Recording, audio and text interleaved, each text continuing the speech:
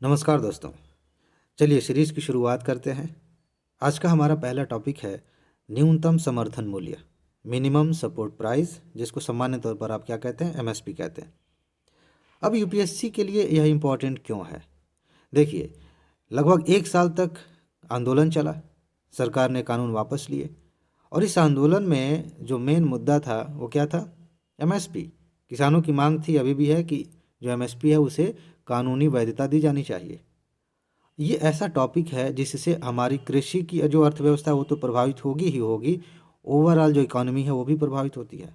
और यूपीएससी उन्हीं टॉपिक्स पर ज़्यादा प्रश्न बनाती है जिनका प्रभाव ज़्यादा व्यापक होता है, चाहे समाज पर, चाहे अर्थव्यवस्था पर, चाहे हमारे पॉलिटिकल सिस्टम पर, चाहे इंटरनेशनल रिलेशन पर। आप ऐसे ढेर सारे एग्जाम्पल देख सकते हैं। इसलिए ये टॉपिक बहुत ज़्यादा इंपॉर्टेंट है। ये समझ में आ गया? अब जब इम्पोर्टेंट हो गया तो क्या इसमें हम राम कहानी पढ़ने जा रहे हैं? ऐसा कुछ नहीं है। हम सिर्फ वही पढ़ेंगे जो हमारे काम का है, सिर्फ उतना ही पढ़ेंगे जहाँ से प्रश्न पूछा जा सकता है। ठीक, अब देखिए प्रश्न कहाँ से पूछा जा सकता है। सबसे पहली बात ये समझिए कि कृषि लागत और मूल्य आयोग, ये देखना इस आयोग का नाम, सामान्य तौर पर पीसीएस एग्जाम्स में यहाँ से पूछ लिया जाता है कि कौन जो है सिफारिश करता है। कृषि लागत और मूल्य आयोग 22 फसलों के लिए न्यूनतम समर्थन मूल्य तथा गन्ने के लिए उचित और लाभकारी मूल्य, यहाँ पे देखिए एफआरपी अलग से, की सिफारिश करता है। कई तरह के प्रश्न बन सकते हैं। एमएसपी वाले फसलों के लिस्ट में गन्ने को शामिल किया जा सकता है तो गलत हो जाएगा। इसके लिए अलग से जारी होता है एफआरपी, जिसको कहते हैं। आयोग का क्या नाम है? कृषि लागत और मूल्य आयोग। कितनी फसलें हैं? 22 फसलें हैं। इसके बारे में मैं आगे बात करूंगा अभी थोड़ा सा, ठीक है। यहाँ से प्रश्न बन सकता है, पहले भी बने हैं। देखिए, सिफारिश करना अलग चीज़ है और इसे लागू करना अलग चीज़ है। ये ध्यान से देखिएगा, ये सिफारिश करता है। आगे देखिए, ये जो आयोग है, ये जो आयोग है ये कृषि और किसान कल्याण मंत्रालय का एक संलग्न कार्यालय है। पूछा जा सकता है, ठीक है।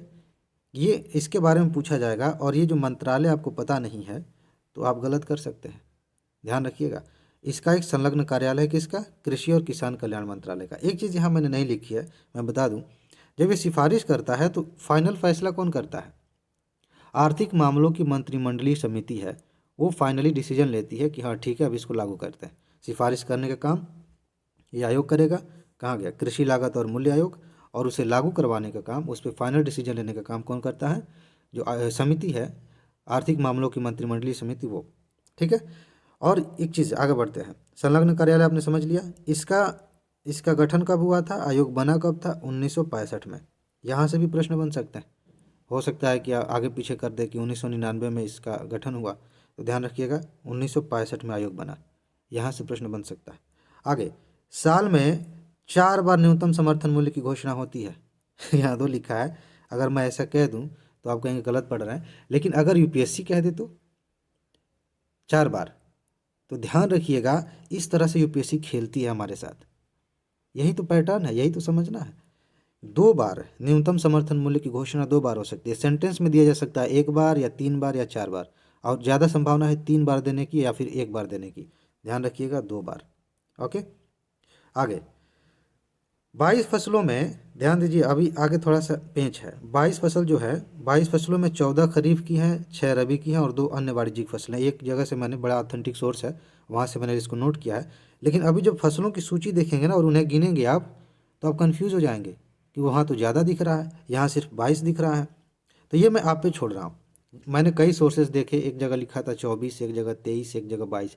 ज़्यादातर जो ऑथेंटिक सोर्सेज हैं वहाँ पे 22 है। और प्रीवियस ईयर में जो प्रश्न पूछे गए हैं पहले स्टेट पीसीएस एग्जाम्स में भी, वहाँ 22 वाले को सही माना गया है। तो आप इसे देखिएगा कि एग्जैक्टली है कौन सा, और आपको अगर इससे डिफरेंट मिले तो आप कमेंट बॉक्स में लिख दीजिएगा, ठीक।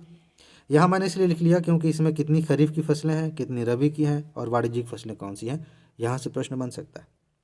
बाकी एक और चीज़ देखिए, सरकार ने अब 1.5 गुना कर दिया है। क्या?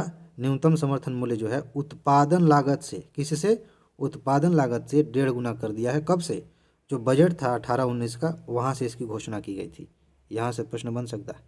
आगे, अब देखिए यूपीएससी यहाँ आजकल खूब कमाल कर रही है। जैसे प्रश्न पूछ लिया 2018 में जब वो क्या कहते हैं, जीएसटी लागू हुआ था, तो इस तरह से पूछ लिया कि जीएसटी किन किन फसलों पे लागू होता है, सॉरी किन किन पे लागू होता है, ठीक है।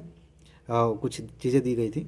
उसके बाद से इस पर भी एमएसपी पे एक बार क्वेश्चन आया है जिसमें फसलों की लिस्ट थी कि बताइए किन किन फसलों पे एमएसपी लागू होती है, और मेरे ख्याल से 4 5 6 फसलों का नाम दे दिया था। आगे फिर से सेम क्वेश्चन रिपीट हो सकता है फसलों को अलग अलग करके, मतलब दूसरी फसलें हो सकती हैं। आपको पूरा अच्छे से याद करें, ये रटने का सेक्शन है, ठीक है। ये वाला अनाज कितने हैं? 7।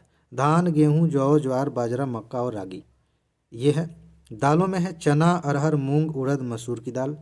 और तिलहन में मूंगफली, सरसों, तोरिया जिसको लाही बोलते हैं, सोयाबीन, सूरजमुखी के बीज, तिल, कुसुम का बीज और राम तिल का बीज जिसको नाइजर बीज भी कहते हैं, ठीक है। ये आप याद कर लेंगे। पूछ लिया यूपीएससी ने एक बार कि G20 देशों में कौन शामिल नहीं है, उम्मीद किया था किसी ने कि 20 देशों का नाम याद रहना चाहिए। ऐसे ही इसने है, इनमें से पूछा जा सकता है। इस तरह के क्वेश्चन यूपीएससी पूछती है। जिन लोगों को लगता है कि यूपीएससी फैक्ट नहीं पूछती, या तो बेवकूफ़ बन चुके हैं या फिर बनने की प्रक्रिया में है।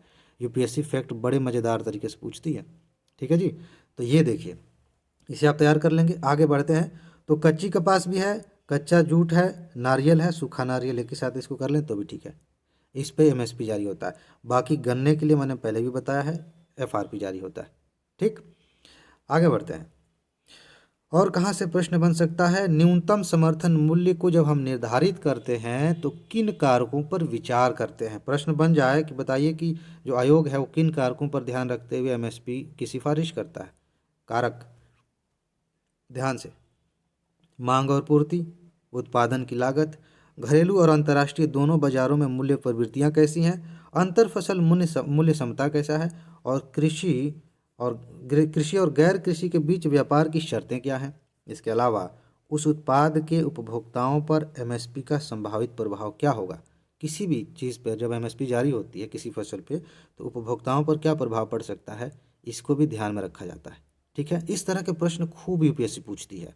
जब भी मैं कहता हूँ, देखिए इसके पहले भी मैं क्या कहते हैं एमसीक्यू वाले सीरीज़ में भी कहता रहता हूँ, जब भी आपको डाउट हो ना मेरी बात पे, तो जिस परीक्षा के बारे में मैं बात कर रहा हूँ उस परीक्षा का क्वेश्चन पेपर उठाइए और तुरंत देखिए कि क्या ऐसा है, कहीं मैं आपको बेवकूफ़ तो नहीं बना रहा, ठीक है ना। इस तरह के प्रश्न खूब पूछे गए हैं अलग अलग सेक्शन में, सिर्फ इकोनॉमी में नहीं, साइंस में भी कभी कभी आ जाते हैं उस नेचर के क्वेश्चन, ठीक है। अब देखिए, ये आपको याद रखना है कि किन कारकों को ध्यान में रखते एमएसपी जारी किया जाता है। अब देखिए, क्वेश्चन अगर इधर से बना तो कठिन क्वेश्चन माना जाएगा। यहाँ से एमएसपी के लिए लागत का अनुमान कैसे लगाते हैं, क्योंकि लागत का ही तो 1.5 गुना हम दे रहे हैं, तो लागत का अनुमान कैसे लगाएंगे राज्य स्तर पे भी और अखिल भारतीय स्तर, दोनों स्तर पे कुछ फार्मूले हैं। इन फार्मूलों के बारे में अगर पूछा जाए और आपने नहीं तैयार किया है तो गलत हो सकता है, ठीक है। ध्यान से देखिए, ज़्यादा जटिल नहीं है, बस याद रखना है A2 एक है और A2+FL है, एक C है, C2 है, ठीक है। A2 का मतलब होता है कि प्रत्यक्ष खर्च आपने किया है। कहाँ किया है प्रत्यक्ष खर्च? बीज पे, उर्वरक पे, कीटनाशक पे, श्रम पे, पट्टे पर ली गई भूमि पर, ईंधन, सिंचाई आदि पे जो डायरेक्ट आपने खर्चा कर दिया इसको शामिल किया जाएगा, ठीक है। उसी आधार पे लागत निकाला जाएगा। अगला क्या है? A2 में FL जोड़ दीजिए। A2 तो पहले यही हो गया, प्रत्यक्ष खर्च प्लस अवैतनिक पारिवारिक श्रम का एक अधिरोपित मूल्य, मतलब घर के लोग भी तो काम कर रहे हैं खेत में, उनका क्या मतलब, उनका पारिश्रमिक कितना हो सकता है, ये आप प्रत्यक्ष खर्च में जोड़ देंगे तो ये भी शामिल हो जाएगा। और इसके बाद एक और फार्मूला है C2 का, ये ज़्यादा व्यापक है। क्या है? ये अधिक व्यापक। इसमें इन दोनों में जो A2 और FL है उसमें किसान की स्वामित्व वाली भूमि और अचल संपत्ति के किराए तथा ब्याज को भी शामिल किया जाता है, ध्यान रखिएगा। ऊपर की दोनों बातें दोनों, और किसान की जो भूमि है, अचल संपत्ति है, उस पर किराए मिल सकते थे, उस पर का ब्याज हो सकता था, इसको भी शामिल किया जाता है। ये है फार्मूला, इसके आधार पर लागत निकाली जाती है, ठीक है जी। तो एमएसपी में यहाँ से प्रश्न आ सकते हैं। आगे देखिए, कुछ और बातें हैं, ये ध्यान से आप समझ लेंगे तो काम का है। एमएसपी की सिफारिश करते समय आयोग जो है A2 और FL और C2 दोनों लागतों पर विचार करता है, ध्यान रखिएगा। आगे A2+FL लागत की गणना प्रतिफल के लिए किया जाता है, जबकि C2 का उपयोग मुख्य रूप से बेंचमार्क लागत के लिए किया जाता है। सिंपल। कुछ लोगों को कठिन लग रहा होगा तो एक बार फिर से इसे पढ़ लीजिएगा, इसके बारे में ज़्यादा कुछ समझने की ज़रूरत नहीं है। ये कुछ फार्मूले हैं, उसमें कौन कौन सी लागत, मतलब क्या क्या बातें हैं जिसको लागत में शामिल किया जाता है, बस इसकी PDF आपको मिल जाएगी, ठीक है जी। तो यही है, इसी तरह से हम जितने भी इम्पोर्टेंट टॉपिक्स हैं उनको कवर करेंगे, अच्छे से तैयार करेंगे। अपना ख्याल रखिए, मस्त रहिए, मुस्कुराते रहिए। तैयारी बहुत ज़्यादा आसान है, ठीक है जी। किसी के बहकावे मत आइए कि बहुत कठिन है, ये है वो है, कुछ नहीं। रिलैक्स रहेंगे ना, खुश रहेंगे, बहुत मज़ा आएगा, बहुत अच्छे से तैयारी हो जाएगी, ठीक है जी। तो आगे मिलते हैं अगले वीडियो में। अपना ख्याल रखिए। नमस्कार।